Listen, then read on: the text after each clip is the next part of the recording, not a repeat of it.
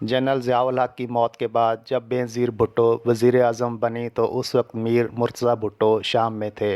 जुल्फ़िकार अली भुट्टो के सबसे बड़े बेटे मीर मुर्तज़ा भुट्टो तवील जिला वतनी के बाद मुल्क वापस आए तो पाकिस्तान पर उनकी बड़ी बहन बेनज़ीर भुट्टो की हुकूमत थी। उनकी वालदा बेगम नुसरत भुट्टो ने अपने बेटे की हमायत की और उनकी वापसी के लिए बाकायदा मुहिम चलाई। मुर्तज़ा वापस आए और आते ही एक प्रेस कॉन्फ्रेंस में उन्होंने कहा कि मुझे एक तवील अरसे तक अपने मुल्क से दूर रखा गया। मुझे दो चीज़ें बताई गईं, एक ये कि मेरी ज़िंदगी यहाँ महफूज नहीं और दूसरी ये कि अगर मैं वापस आया तो मेरी बहन की सियासी पोजीशन ख़राब हो जाएगी। उन्होंने मज़ीद कहा कि उन्होंने खौफ और निदामत के एहसास का इस्तेमाल किया। खौफ के मेरे लिए कोई मानी नहीं थे क्योंकि मैं जानता था कि मैं बेकसूर हूँ। हाँ, नदामत का एहसास था कि वो पहली बार वज़ीर आज़म बनी थी और मैं इस ख़्याल के साथ नहीं रहना चाहता था कि अगर मैं लौट आया और हुकूमत गिर गई तो मुझे उसका ज़िम्मेदार ठहराया जाएगा।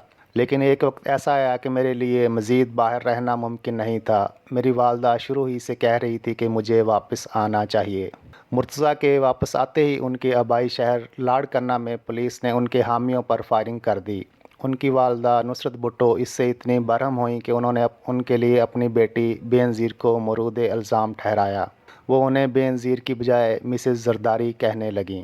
नुसरत भुट्टो ने कहा कि बेनज़ीर कहा करती थी कि नवाज शरीफ की हुकूमत पुलिस स्टेट है, लेकिन मौजूदा हुकूमत पुलिस की हुकूमत नहीं तो और क्या है।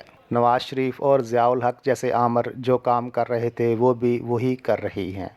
मुर्तज़ा और उनकी बहन के दरमियान तलखी बढ़ने लगी। मुर्तज़ा की ज़बान तेज़ होती गई और उसका निशाना उस वक्त की हुकूमत बनी। मुर्तज़ा ने कहा, मैं कहता हूँ सोच लो, अपना हिसाब किताब रखो, मेरे कारकुनों को हाथ मत लगाओ, उन्हें तंग मत करो। मैं वो मसीही नहीं हूँ कि कोई एक गाल पर थप्पड़ मारे तो मैं दूसरा आगे कर दूँ।